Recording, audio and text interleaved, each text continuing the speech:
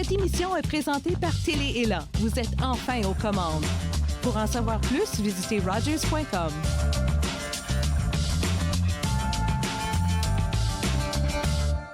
Pour cette nouvelle émission d'Entre nous estivale, on se rend à la Maison Marie-Louise pour discuter avec Ginette de la mission de la Maison Marie-Louise, mais aussi pour découvrir la boutique chez Marie-Lou.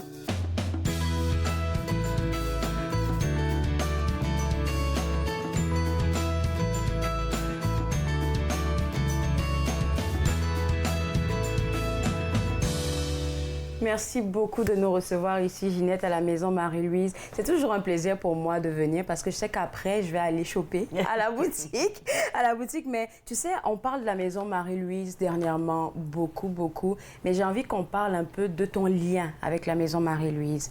Comment tu as entendu parler du poste ici à la direction? Oh, écoute, moi, j'étais membre du conseil d'administration. Mais la Maison Marie-Louise, j'ai toujours connu la Maison Marie-Louise. La maison a été fondée par les Filles de la Sagesse, qui sont les religieuses qui m'ont éduquée à l'école. J'ai appris le piano.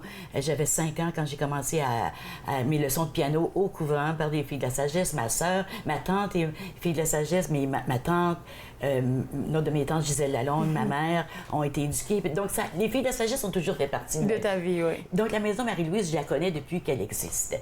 Et les dernières années, alors que j'animais à TV Rogers, on me demandait d'animer leur soirée de golf. Okay. Et une année, on me demande, est-ce que tu siégerais au conseil d'administration? Ben, j'ai dit, bien sûr. Et j'avais fait une émission, une émission d'1 heure, je pense, sur la Maison Marie-Louise. Je venais tout juste de finir. J'ai dit oui, avec plaisir. Donc, j'étais au conseil d'administration quand Michel Lapam, qui était alors directrice générale, a décidé de quitter. Elle voulait faire autre chose et elle est partie. Et à ce moment-là, je me disais, moi, j'avais aucunement l'intention de m'en venir ici. C'est pas du tout dans mes plans. Pas que je voulais pas, mais j'avais jamais pensé à ça. C'est ça. J'avais d'autres affaires dans ma vie et j'avais toutes sortes de projets. Mais il y avait une voix dans ma tête la nuit qui me disait, et si? Faut que t'ailles. Faut que t'ailles, là. Puis je disais, non, je veux pas aller.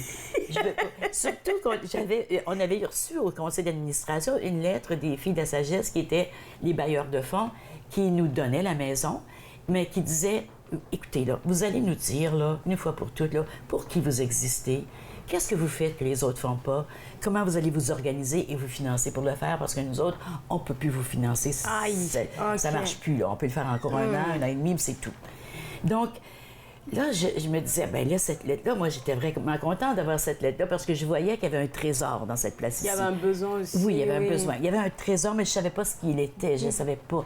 Et venant de la communauté de Vanier, ayant toujours vécu ici, je connais les besoins des familles aussi. Puis j'ai beaucoup travaillé dans mon temps personnel avec des familles qui avaient besoin de se confier, qui cherchaient quoi faire avec des enfants s'il y avait des problèmes. Donc, j'ai beaucoup travaillé avec les familles et je connaissais les besoins des familles. Donc, c'est comme ça que je suis venue ici. J'ai fait une demande pour le poste, j'ai eu une entrevue et on va faire le poste. Et puis, bien sûr, ça fait 5 ans et puis je suis très heureuse d'être ici. Et je suis surtout émerveillée par qu'est-ce qu'on a pu faire comme équipe ici, grâce à un conseil d'administration qui appuie toutes les initiatives. Le conseil d'administration, la première année que j'étais ici, on a travaillé ensemble, moi et le CA, pour développer un plan stratégique avec une vision claire qui répondait aux questions des Filles de la Sagesse. Elle nous avait donné 1 an pour trouver nos réponses. Et pour moi, un plan stratégique, en ayant fait beaucoup comme consultante, je connais comment c'est précieux d'avoir un bon plan stratégique. Pas un plan qui reste sur les tablettes, là, un vrai de vrai. Donc, à partir de ce plan-là, on a développé les services et puis on a commencé à éliminer tout ce qui correspondait pas à la vision. En éliminant, on a trouvé le trésor et on a créé un milieu qui est vraiment unique. J'ai eu la chance de participer à votre dernière AGA. Et puis, quand tu parles de vision que tu avais avec le conseil d'administration, bien évidemment, pour la Maison Marie-Louise, je suis persuadée que ça marche, cette vision-là marche vers son accomplissement. Mais c'est incroyable. Qu'est-ce que tu as pu faire? Comme tu disais, tu as vu un trésor. Tu ne savais pas où est-ce qu'il était, mais c'est ça de pouvoir être là pour la communauté parce que tu as fait ressortir 3 volets ici à la Maison Marie-Louise. C'est pas juste la Maison Marie-Louise. Non. C'est un bijou pour la communauté. C'est un bijou pour la communauté, puis c'est vraiment fondé sur des principes importants. Et qui te parle aussi, j'aime ça. Il y a différents principes qui reviennent tous à peu près au même. Mais la première chose, c'est, on disait ici qu'on était là pour les familles pauvres. Ici, on ne parle jamais de familles pauvres, on ne parle pas de démunis, on ne parle pas de défavorisés, jamais. Parce que quand on parle de pauvreté, on fait référence à l'argent seulement. Oui. Et c'est quoi le niveau d'argent que tu as besoin pour pas te sentir pauvre? C'est ça. Oui, il n'y a jamais un bon donc, niveau, tu sais jamais, hein? Oui. Donc, je dis, l'être humain, on est tellement plus que de l'argent. Donc, je dis aux gens, vous n'êtes pas pauvres. Vous traversez un moment difficile financièrement et on va vous aider à le traverser si vous voulez bien. Et c'est ce qu'on fait beaucoup. Donc, première chose, c'est qu'on s'assure que les gens ont ce dont ils ont besoin pour fonctionner. C'est-à-dire des marmites, de la vaisselle, un toit, du mobilier. Le mobilier, on n'en a pas ici, mais on travaille avec un organisme qui donne du mobilier aux familles. Donc, on s'assure qu'elles ont ce dont elles ont besoin.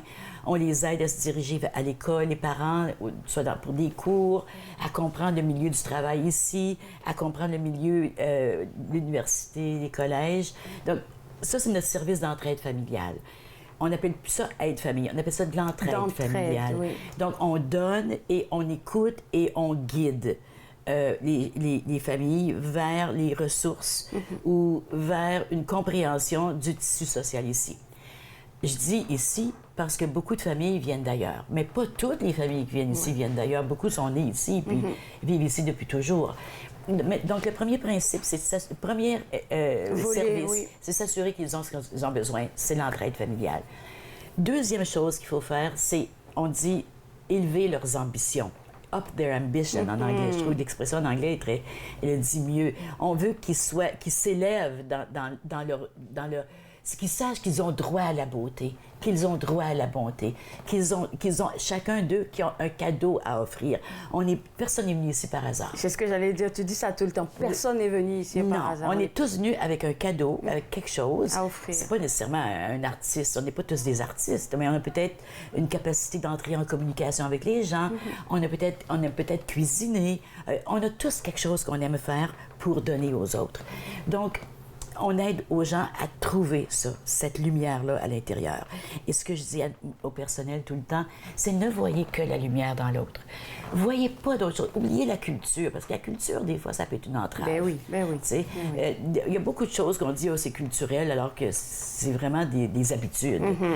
Donc, c'est sûr que la culture nous aide à s'enraciner, nous aide à avoir des racines profondes. Mais l'arbre qui a des racines va avoir un beau feuillage. Les oiseaux vont venir, les papillons vont venir. Donc, nous, ce qu'on veut, on va avoir des racines, on ne veut pas rester dans les racines. On veut être capable de s'épanouir. Donc, je dis aux gens, au personnel, aux bénévoles, ne voyez que la lumière dans l'autre. Ça, c'est la deuxième chose, élever leurs ambitions. Troisième chose, c'est soyez patients. Parce que tout le monde n'accepte pas ça. Tout le monde ne croit pas ça. Ils doutent de ce qu'on dit, mais le vivent. Ils peuvent le vivre. Parce qu'ici, on a un milieu qui est beau, bon et vrai. Ce sont les trois axes sur lesquels on travaille. Il faut que ce soit beau, il faut que ce soit propre, il faut que ce soit bien placé, il faut que ce soit bien organisé, il faut que ce soit... il faut que les gens se sentent à l'aise en rentrant ici. Puis qu'ils sentent, hey, ils ont fait ça pour moi. Oui. Ils n'ont pas fait ça pour le roi d'Angleterre. Ils ont fait ça pour moi. Oui, parce que tu mérites ça. Tout le monde mérite la beauté, la bonté. Et la beauté, ça fait émerger la joie qui est à l'intérieur. La joie qu'on a tous. Quand on voit quelque chose de beau, veut pas, ça nous rend joyeux. Exactement. Donc c'est vraiment les principes. Ne voir que la lumière dans l'autre. Beau, bon, vrai. Ce sont les principes qui nous guident. Et je pense qu'un volet que j'aime beaucoup dans ton approche avec la Maison Marie-Louise, c'est le volet où est-ce que tu parles de voir le beau, le vrai et l'authentique aussi chez quelqu'un. C'est le vivre ensemble que ça amène. Et j'aime toujours ton anecdote où est-ce que tu dis aux gens, tu penses que tu n'es pas Canadien, alors que moi, je pense que toi, tu es Canadien. Oui. Tout simplement parce que les gens n'ont pas de papier qui prouve qu'ils sont Canadiens. Oui, en effet. Oui, tu as raison. Ils disent, moi, je suis congolaise. Je leur dis, oh, OK, t'es ici, combien de temps? Tu retournes quand?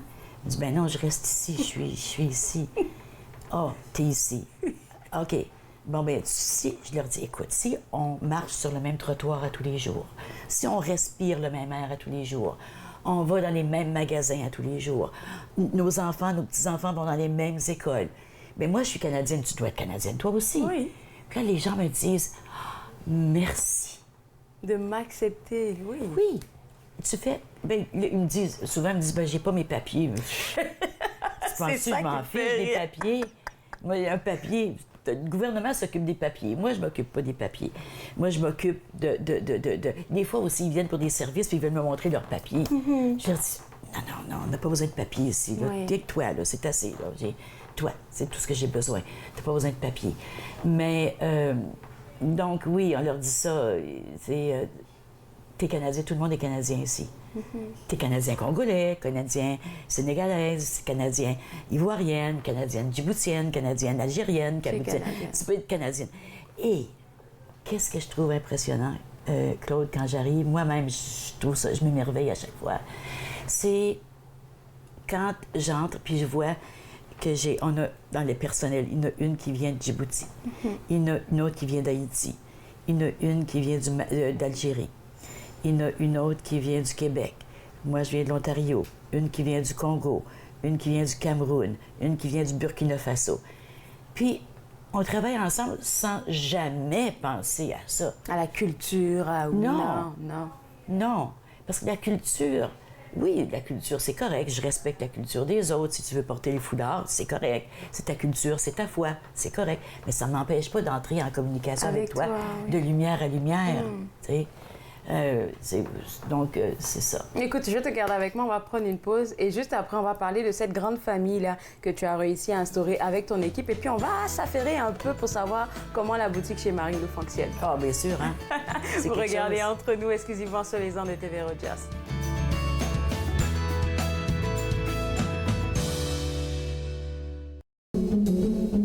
My name is Chase Nicholas. Je m'appelle Chase Nicholas. Je suis Micmac et je joue au hockey. Je me souviens, plus jeune, que ma famille parlait des Micmacs comme les inventeurs du hockey. En première année du secondaire, j'ai fait une recherche sur les bâtons de hockey des Micmacs, qui sont également les premiers bâtons de la LNH. J'en ai trouvé un fabriqué en 1917, l'année de la création de la LNH. J'ai été surpris d'apprendre que le bâton que je tenais avait été fabriqué par mon arrière-arrière-grand-père, Alexander Cope. En 1934, un aîné connu sous le nom de Old Joe Cope a écrit une lettre au Chronicle Herald de Halifax dans laquelle il affirmait que les Micmacs avaient inventé le hockey. Plus tard, j'ai découvert que je suis un descendant en ligne directe de Old Joe Cope. Il fut un temps où les enfants de ce peuple étaient arrachés à leur famille et n'avaient pas le droit de parler leur langue, perdant ainsi leurs mots et leur histoire. Mais à présent, on se réapproprie notre histoire. Lorsque je saute sur l'Atlas, je suis fier de savoir que mes ancêtres et les Micmacs sont à l'origine du hockey. Très heureuse, Nathan Parle est de retour en studio, en présentiel pour la 22e saison. Je reçois toutes sortes d'invités. Soyez là, au rendez-vous à chaque semaine. Nathan Parle, mercredi 19h sur TV Rogers. De retour à Entre nous estival avec Ginette Gratton. On est à la maison Marie-Louise et avant la pause, tu nous racontais la belle histoire de ta vision pour la maison Marie-Louise et je pense que tout se base sur le vivre ensemble que tu as envie de créer et tu l'as déjà créé ici dans ton équipe. Mais hormis le vivre ensemble, là, je pense qu'il y a un autre volet qui t'intéresse beaucoup, foyer heureux, oui. Pour que les familles puissent... Oui, pour pouvoir vivre ensemble, il faut avoir fait du travail sur soi. Définitivement. Pour accepter l'autre dans sa différence, pour être capable d'accepter les cultures, et de voir autre chose, de voir la lumière dans l'autre. Donc, il faut avoir fait du travail pour soi. Et le foyer heureux, c'est justement une occasion pour les parents de guérir des blessures d'enfance qui nous viennent, qui sont des obstacles à notre relation avec nos enfants pour qu'ils deviennent des adultes épanouis. Oui. Donc, dans le vivre ensemble, on fait beaucoup de... Puis, présentement, on est à enregistrer une série de capsules et d'entrevues pour une chaîne YouTube grâce à la Fondation Trillium. C'est rare qu'on a des subventions. La Fondation Trillium a eu confiance dans ce projet de chaîne YouTube sur laquelle on place des capsules de parentalité positive. Oui. Et la parentalité positive, pour moi, c'est très important. Ça ne veut pas dire un style de parentage. Je sais qu'on ne sait plus si on dit parentage, parentalité. Mais où est-ce qu'on on éduque des enfants rois? C'est ça. C'est ça. Les gens pensent qu'on fait des enfants rois. Oui. Alors que c'est pas ça du tout. OK. La parentalité positive impose des limites. Mais est-ce que c'est possible d'imposer des limites sans être obligé de crier, sans sentir que l'enfant est en train de me manipuler? Mais voyons, c'est pas si tu penses qu'il te manipule, c'est parce que tu te laisses manipuler. Le problème n'est pas avec l'enfant, et avec ta perspective de ce qui se passe. Donc, non, la parentalité positive établit des limites, mais écoute, et la relation enfant-parent est importante. Et ça reste une relation parent-enfant, ça reste pas une relation d'amis. C'est vraiment une parentalité qui, plutôt que de crier, plutôt que de punir, les gens vont dire, si on ne punit pas, qu'est-ce qui arrive? Bien, on cherche comment est-ce que l'enfant peut coopérer. Maintenant, c'est sûr que ça demande aux parents de faire un certain travail sur eux. Puis, c'est pas comme si on arrive, puis un jour, on dit, là, je suis là, je l'ai eu, là. C'est un processus. Et ça rend la vie tellement plus agréable pour les enfants, pour les parents, pour tout le monde. Il n'y a plus de cette guerre de pouvoir entre les parents et les enfants. Il n'y a plus le parent parle, l'enfant écoute, obéit. Je t'ai dit d'obéir, un enfant, ça obéit. C'est plus comme ça. Un enfant a le droit de parler, il a le droit d'être écouté, mais moi, j'ai le droit de dire, ben là, je peux pas te laisser faire ça. Ça, non, je peux pas te laisser. Une demi-heure de tablette, c'est tout. Ça vient de cette année. Oui, mais je veux faire de la tablette plus longtemps. Mes amis en font. Non, j'ai dit, on va faire autre chose. Ouais. Et donc, on donne des outils aux parents comment créer un foyer. Je dis un foyer heureux. Un foyer heureux, c'est un foyer. Tous les foyers ont leurs propres problèmes. Hein? Donc, comment est-ce qu'on peut créer un foyer. Un environnement peut-être propice au développement, épanouissement du parent et de l'enfant. C'est ça, les deux, exactement, du parent et de l'enfant, les deux. Que ça devienne... j'aime beaucoup, il y a un groupe à Montréal qui s'appelle les groupes Communique et qui parle beaucoup de parents guides, parents complices. Donc, j'aime beaucoup ce qu'ils disent quand on parle d'élever des enfants, quand on parle d'être ensemble. Le parent, c'est difficile être parent. Ça ne nous quitte jamais. Oui. À tous les jours, on se lève, puis on dit, encore, je suis parent. On ne peut pas dire aujourd'hui, ben là, ça vient de finir, je m'en vais en vacances. Oui, on s'en va en vacances, mais on est encore un parent. Puis quand on est rendu grand, on est parent, puis on est grands-parents. Oui. Puis on s'inquiète autant pour les petits-enfants que pour les grands-enfants. Et pour les brus, et pour les gendres. Donc comment vivre en paix avec cette situation-là? Et tout ça, c'est des ateliers que tu offres ici. Oui. Écoute, je pense que moi, je vais parler de ma perspective de personne immigrantes. Tu parlais de blessures qui empêchent les parents, en fait, de connecter avec leurs enfants. Et je pense que beaucoup de personnes qui viennent de ma culture ou bien qui viennent d'Afrique ont vécu dans ce tandem-là de c'est le parent qui parle, tu obéis. Fait que c'est la même chose qu'ils essaient de reproduire, alors que non, nos enfants, ils sont devenus des personnes plus intelligentes. Puis on pense que c'est correct. Moi, j'aime beaucoup Isabelle Filiosa, qui est une psychothérapeute qui travaille avec, qui a écrit plusieurs livres sur la parentalité positive. Elle est française. Elle dit toujours que la culture, la société française est très violente à l'égard des enfants. Wow. Elle est très violente. Et les pays d'Afrique qui ont été colonisés par la France ont adopté ce tissu social-là, alors que je pense pas que c'est naturel pour les personnes d'Afrique d'être comme ça. Oui. C'est pas naturel pour personne, en fait. Donc, elle travaille beaucoup avec les Français parce que le gouvernement européen a adopté des politiques et a demandé à tous les pays de mettre en place des politiques pour enseigner la parentalité positive aux enfants.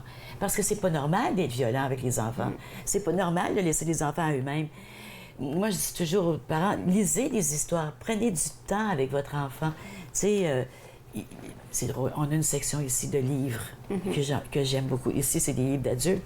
En bas, c'est des livres d'enfants. Et il n'y a pas un enfant qui entre ici qui ne sort pas avec un livre, parce que je les donne. on les vend si les gens veulent payer pour, mais on les donne. Rien que des livres en français. Et je dis aux parents, cherchez pas des livres de grammaire, des livres de mathématiques. Ils cherchent des livres éducatifs. Les livres les plus éducatifs sont les contes de fées. Albert Einstein disait, vous voulez que vos enfants soient intelligents? Lisez-leur des contes de fées. Vous voulez qu'ils soient plus intelligents? Bien, lisez-leur plus de contes de fées. Parce que dans le conte de fées, l'enfant apprend la créativité, apprend que, OK, il y a des personnages qui ont fait face à des gros défis, que ce soit une sorcière, que ce soit, ça peut être plein de choses. Ça peut être un ogre, ça peut être une méchante mère, ça peut... Et ils trouvent les façons de s'en sortir. De s'en sortir.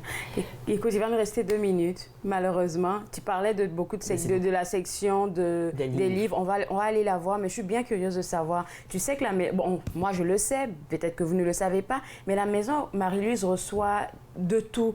Et vous faites un triage pour le rendre plus beau, plus accessible à tout le monde. J'ai envie de comprendre le processus. Oui, Et qui peut envoyer des affaires ici? Alors, toute la communauté, tout le monde peut envoyer des choses ici. On demande aux gens d'apporter les biens qui sont encore en bonne condition, bien sûr. Que ce soit des vêtements, de la vaisselle. La seule chose qu'on ne prend pas, c'est du gros mobilier. Oui. Et puis des appareils électroniques. L'électronique, on ne peut pas en prendre. On ne prend pas de livres en anglais non plus. Pas parce qu'on ne veut pas que les gens lisent anglais, c'est parce qu'on en trouve partout. Ouais. Alors que les livres en français sont tellement dispendieux et sont difficiles à trouver. Donc, les livres français pour adultes, pour enfants, oui, mais pas les livres en anglais. Donc, à part ça, on prend de tout. Les gens apportent préférablement, déposent ici pendant nos heures d'ouverture, entre 9h et 5h, du mardi au samedi. Et là, j'ai une équipe qui fait un premier triage, dirigée par Nancy Fortuna. Donc, il y a beaucoup de bénévoles qui travaillent dans cette équipe-là.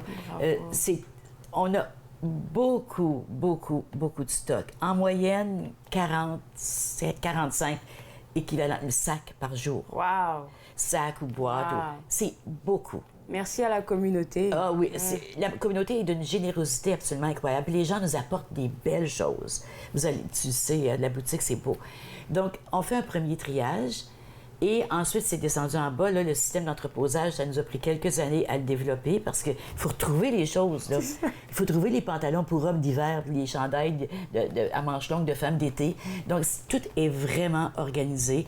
Donc, on a une équipe qui fait un deuxième triage et des bénévoles qui placent les vêtements. C'est surtout les vêtements qu'on reçoit dans les bons bacs. Donc, on a enfants, on a adultes, femmes, hommes, on a bébés aussi. Donc, et on a de la vaisselle. Odette s'occupe de la boutique maison. On reçoit beaucoup de vaisselle, de marmites, on en a toujours besoin. Qu'est-ce qui est intéressant, je pense, avec notre boutique? Il va me rester 30 secondes. Premièrement, ça nous sert à financer la maison. On vise l'autofinancement pour 2025. Ça veut dire qu'il faut aller chercher au-delà de 200 000 par année. Et l'autre chose, c'est que c'est dans la boutique que les familles qui nous sont référées parce qu'elles traversent un moment difficile, c'est dans la boutique qu'elles choisissent ce dont elles ont besoin. Elles choisissent. Elles choisissent ce qu'elles veulent.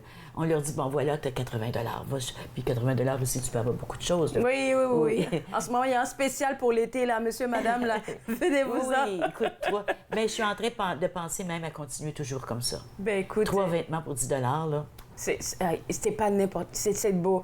OK, malheureusement, j'ai pas porté ma tenue que j'ai achetée ici. Là, j'aurais dû. Mais écoutez, on va faire un tour à la boutique. Oui, tu la portes souvent pour aller à la télé, de toute façon. On sait que tu t'habilles ici, ma belle Claude. Merci beaucoup, Ginette. On va faire un tour dans la boutique. J'ai bien hâte de voir qu'est-ce que moi je vais trouver.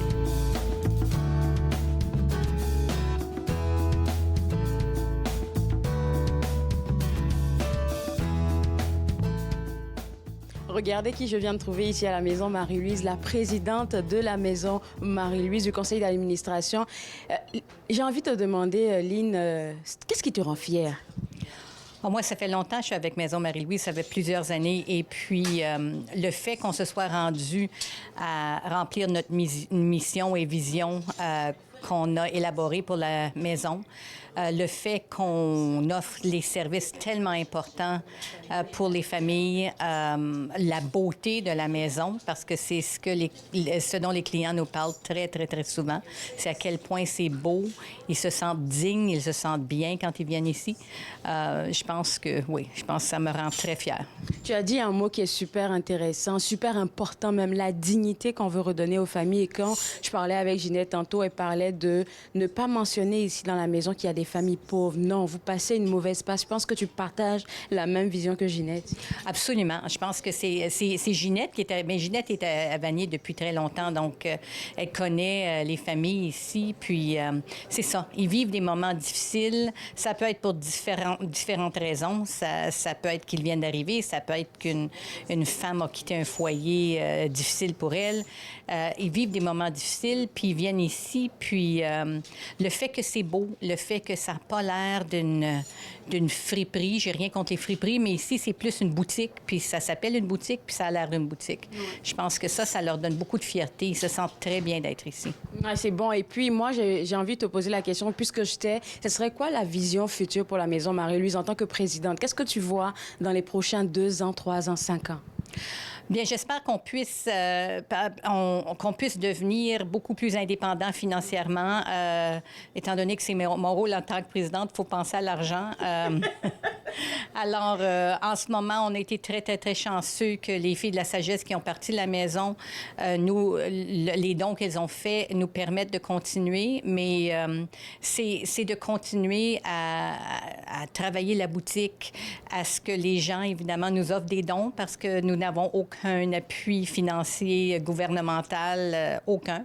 Alors, c'est que parce que les gens profitent beaucoup de Maison Marie-Louise, même pendant COVID, un temps où ça a été excessivement difficile pour les gens, ils sont venus puis ils ont apprécié la maison. Merci beaucoup, Lynn, pour ton travail avec le conseil d'administration, surtout pour l'appui que vous apportez à Ginette pour sa grande vision. Et puis moi, je pense que je vais faire un tour à la boutique. Tu m'as intéressée à aller voir qu'est-ce qui se passe là-bas.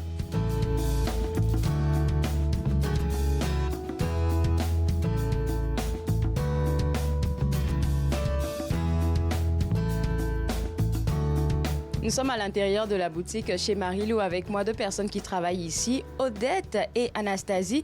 Odette, tu travailles dans quel volet? Parce que je sais que vous avez beaucoup de volets à la boutique. Nous avons beaucoup de volets, sauf que moi, je suis à la boutique maison. Je m'occupe de la boutique maison. Dans la boutique maison, on a tout. On a de la vaisselle. Donc, si vous y allez, vous allez tout trouver.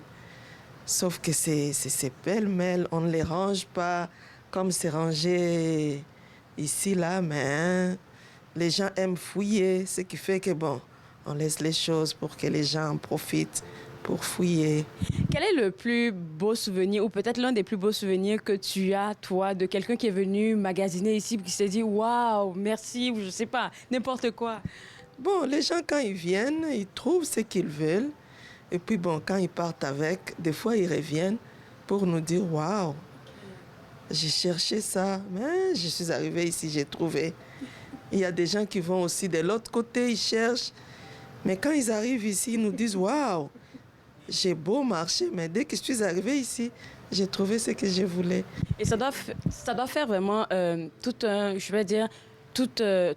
Ça doit être tout un honneur pour toi, en fait, de travailler pour aider d'autres personnes qui sont dans le besoin aussi et puis de les servir quelque part. Oui, ça nous fait vraiment du bien quand les gens viennent, on les sert et puis ils partent. En tout cas, ça nous fait du bien.